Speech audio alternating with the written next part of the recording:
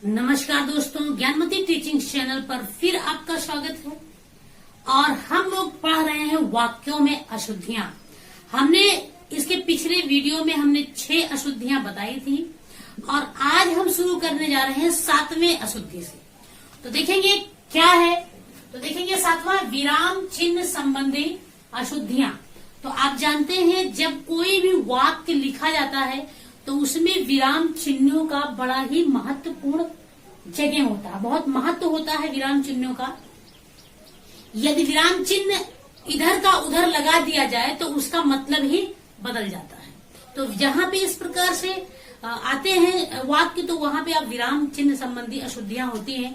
तो कुछ उदाहरण दिए, देखिए लिखा है गुरुदेव यह तो सरासर अन्याय है। अब ये डायरेक्ट लिखा हुआ है गुरुदेव यह तो सरासर अन्याय है, नहीं, हम किसी की तरफ इशारा कर रहे हैं, संबोधित कर रहे हैं, तो इसमें विस्मयादिबोधक चिन्ह यहाँ पर लगेगा इस तरह से और लिखा जाएगा गुरुदेव, उसके बाद रुकना गुरुदेव यह तो सरासर अन्याय है।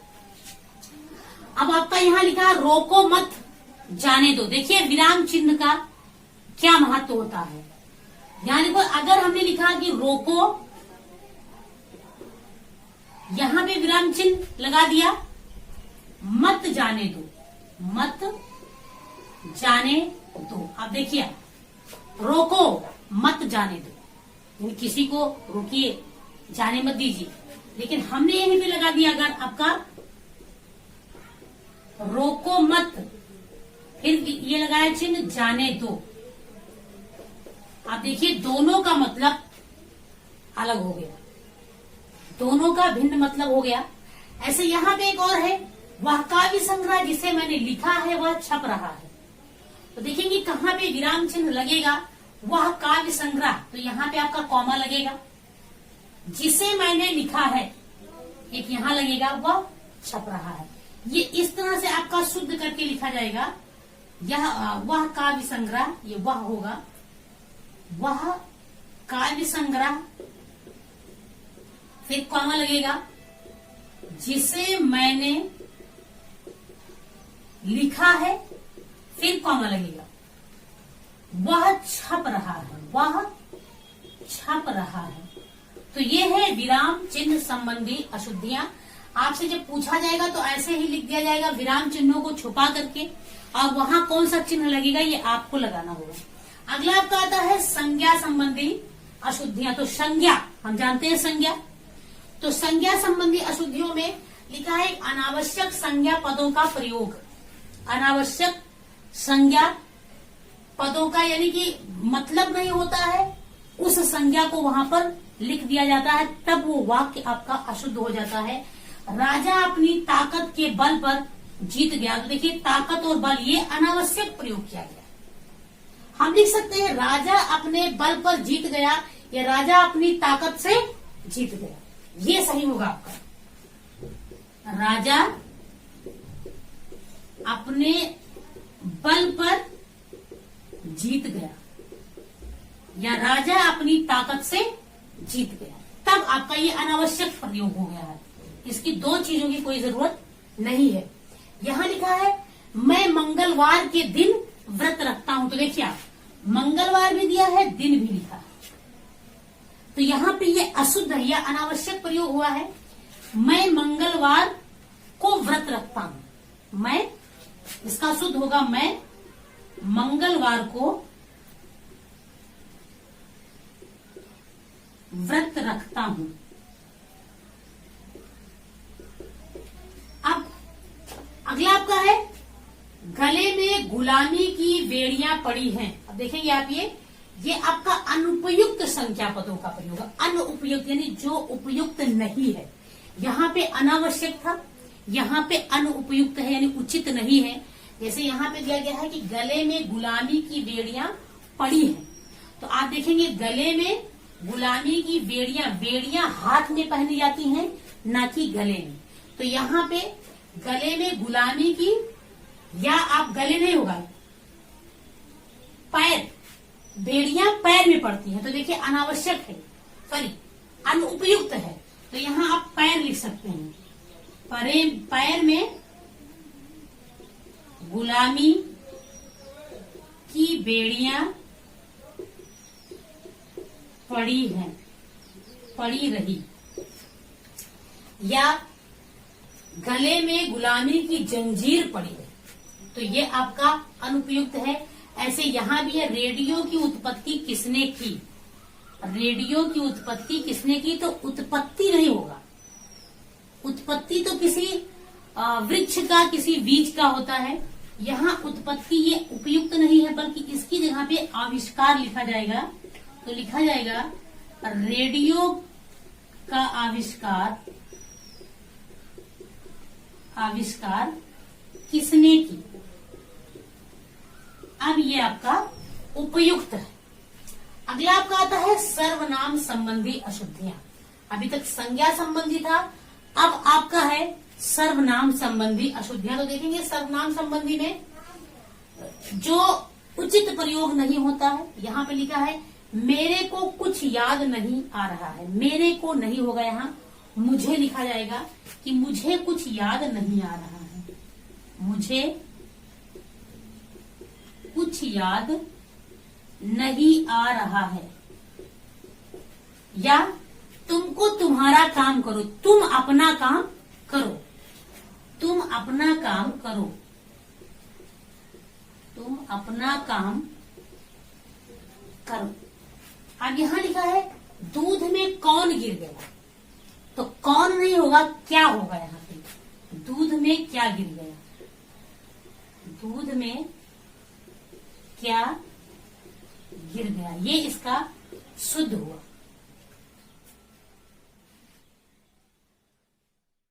अगला देखेंगे विशेषण संबंधी अशुद्धियां। तो विशेषण में क्या होता है, कभी कभी हम लोग अनुपयुक्त या अनावश्यक विशेषण शब्दों का प्रयोग जब करके और वाक्य को लिख दिया जाता है, तो आपका वाक्य अशुद्ध हो जाता है, उपयुक्त नहीं होता, अनुपयुक्त होता है, अनावश्यक होता है। तो देखेंगे जैसे लिखा है यह सबसे सुंदरतम साड़ी है। तो देखिए यह सबसे सुंदरतम साड़ी है, यानी इसको सर्वश्रेष्ठ घोषित कर दिया गया है, तो यहाँ सबसे शब्द लगाने की जरूरत नहीं है। हमने आपको बताया था विशेषण के जो क्या नाम है, मूल विशेषण, उसके बाद में आपका उत्तर अवस्था, उत्तमावस्था, यानी जो अवस्थाएं बताई थी। तो यहाँ पे देखेंगे जब सुंदरतम लिख दिया गया, तो यानी कि इसको सर्वश्रेष्ठ घोषित कर दिया गया, तो यहाँ सबसे लगाने की जरूरत नहीं है। इसको लिखा जाएगा यह सुंदरतम साड़ी है, सुंदरतम साड़ी है, या फिर लिखा जाएगा यह सबसे सुंदर साड़ी है। ऐसे लिखा आज उसके गुप्त रहस्य का राज खुला। अब देखेंगे आज उसके गुप्त रहस्य का राज खुला, तो यहाँ गुप्त और रहस्य यानी अनावश्यक यहाँ पे आ गया। तो यहाँ पे अनावश्यक गुप्त रहस्य, तो आज उसके रहस्य का राज खुला, शुद्ध लिखा जाएगा आज उसके रहस्य का राज खुला। अगला है आपका क्रिया संबंधी। तो हमें देखिए क्रिया संबंधी, देखिए क्रिया जो लगाया जाता है वो लिंग और वचन के अनुसार क्रिया शब्दों का प्रयोग किया जाता है। अब अगर बच्चा खेलता, तो बच्चा खेलते हैं हम नहीं लिखेंगे, क्योंकि वहां पे एक वचन है तो खेलता ही लिखा जाएगा। ऐसे देखेंगे कई प्रकार की अशुद्धियां होती हैं क्रिया संबंधी। अनावश्यक क्रियापदों का प्रयोग, आवश्यक क्रियापदों का प्रयोग न होना, अनुपयुक्त क्रियापद का प्रयोग होना, यानी अनुपयुक्त जो उपयुक्त नहीं है, सही नहीं है, ऐसे क्रियापद का प्रयोग कर दिया जाता, तब भी वाक्य आपका अशुद्ध हो जाता है। विशेष संज्ञा के लिए विशेष क्रियापद का प्रयोग ना होना, विशेष संज्ञा के लिए एक विशेष क्रियापद होता है, जब उसको नहीं लिखा जाता है तब भी आपका वाक्य अशुद्ध हो जाता है। अगला स्थानीय बोलियों का प्रयोग। कभी कभी हम स्थानीय बोलियों का प्रयोग कर देते हैं, तब भी हमारा वाक्य जो है वो अशुद्ध हो जाता है। तो हम उदाहरण देख लेंगे। अनावश्यक क्रियापद का लिखा है कि यहाँ लिखा यहाँ अशोभनीय वातावरण उपस्थित है, यहाँ अशोभनीय वातावरण उपस्थित है, तो ये उपस्थित लिखने की जरूरत नहीं है। यहाँ पे लिखा जाएगा यहाँ अशोभनीय वातावरण है, यहाँ अशोभनीय वातावरण है। अगला है अब और स्पष्टीकरण करने की आवश्यकता नहीं है। तो करने की, अब यहाँ पे करने की ये सब नहीं है, रखा जाएगा। अब और स्पष्टीकरण की आवश्यकता नहीं है, ये हटा दिया जाएगा। अब और स्पष्टीकरण की आवश्यकता नहीं है। अब यहां देखेंगे अनावश्यक क्रियापदों का प्रयोग, आवश्यक क्रियापदों का प्रयोग यहां नहीं हुआ। वह सिलाई और अंग्रेजी पढ़ती है, अपने आप समझ जाएंगे कि अशुद्ध है। तो वह सिलाई करती है, वह सिलाई करती है और अंग्रेजी पढ़ती है, अंग्रेजी पढ़ती है। आप देखेंगे अनुपयुक्त क्रियापद, खबर सुनकर मैं विस्मय हो गया, विस्मय हो गया नहीं होगा, विस्मित हो गया। खबर सुनकर मैं विस्मित हो गया, ये इस जगह पे आपके विस्मित लिखा जाएगा। खबर सुनकर मैं विस्मित हो गया, या यहाँ लिखा है मैं माता जी को खाना डाल कर आया, नहीं, मैं माता जी को खाना परोस कर आया। मैं माता जी को खाना परोस कर आया। हम लिखा है, देखेंगे विशेष संज्ञा के लिए विशेष क्रिया का पद लिखा है दान दिया, दान दिया नहीं, दान किया होगा, दान किया होगा। प्रतीक्षा देखना, प्रतीक्षा देखना नहीं, प्रतीक्षा करना होगा, प्रतीक्षा करना। अगला है यहाँ पे स्थानीय लिखा, वह खाना खावेगा नहीं, वह खाना खाएगा, ये खावेगा नहीं होगा बल्कि खाएगा होगा। अगला है उसने जैसी करी है मैं नहीं कर सकता, उसने जैसा करा है वैसा मैं नहीं कर सकता। उसने जैसे करी है नहीं, करा है, उसने जैसे करा है, या उसने जैसी की है मैं नहीं कर सकता, मैं नहीं कर सकता। क्या आपका रहा क्रिया संबंधी अशुद्धियां। तो इसके लगभग 5 प्रकार हो गए। तो हमारा अगला है कारक संबंधी अशुद्धियां। तो देखते हैं कारक के प्रकार होते हैं 8। तो 8 में 7 प्रकार के इसमें अशुद्धियां बताई गई, क्योंकि यहाँ पे जब कारक के चिन्हों का गलत प्रयोग कर दिया जाता है या कारक के चिन्हों का प्रयोग जहां करना होता है वहां नहीं किया जाता है, तब वो वाक्य अशुद्ध हो जाता है और उसे हम कारक संबंधी अशुद्धि कहते हैं। तो देखेंगे इसमें सारे कारक संबंधी अशुद्धियां हैं।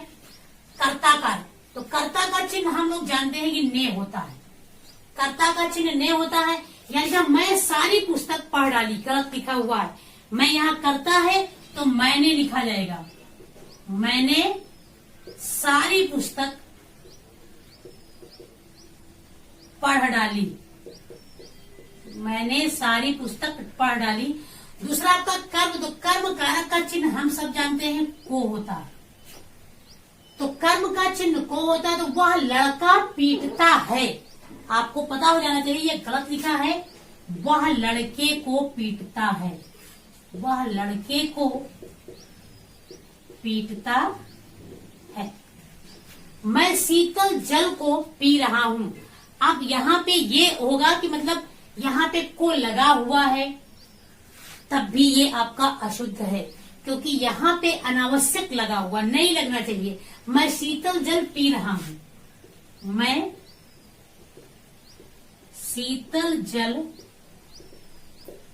पी रहा हूं।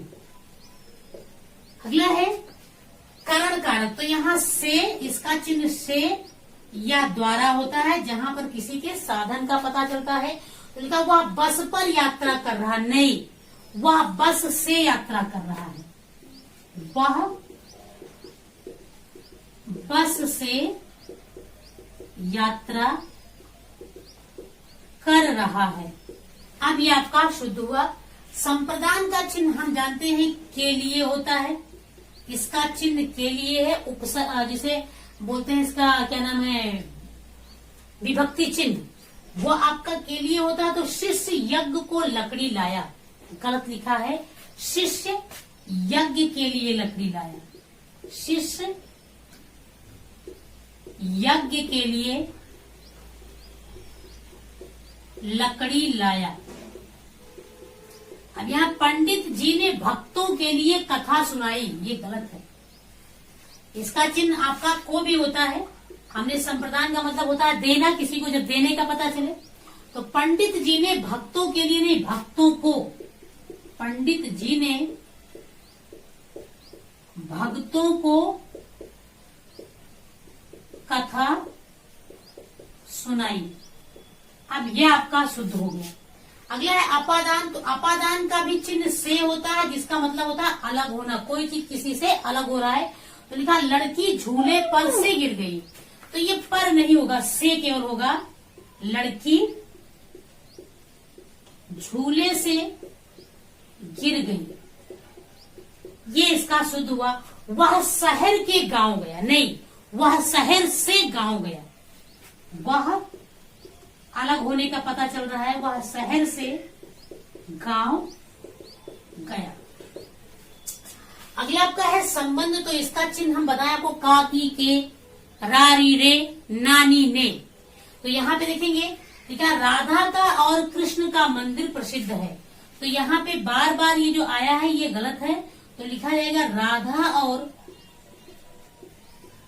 कृष्ण का मंदिर प्रसिद्ध है। अब ये आपका हुआ शुद्ध। अगला है अधिकरण कारक में और पर। इसका चिन्ह है आपका में, पर। तो आज बजट के ऊपर बहस हुई, गलत लिखा हुआ, आज बजट पर बहस हुई। इसको लिखा जाएगा आज बजट पर बहस हुई। अब ये शुद्ध हो गया। लिखा है किसान ने खेत पर बीज बोया, नहीं, किसान ने खेत में बीज बोया, किसान ने खेत में बीज बोया। ये है आपका अशुद्ध से शुद्ध। तो ये थे आपकी वाक्य संबंधी अशुद्धियां। मैंने 2 पार्ट में सारे वाक्य संबंधी अशुद्धियों को पढ़ा दिया है। यदि आपको ये समझ में आया हो, पसंद आया हो, तो मेरे वीडियो को लाइक करिए, शेयर करिए और अधिक से अधिक लोग सब्सक्राइब करिए। धन्यवाद।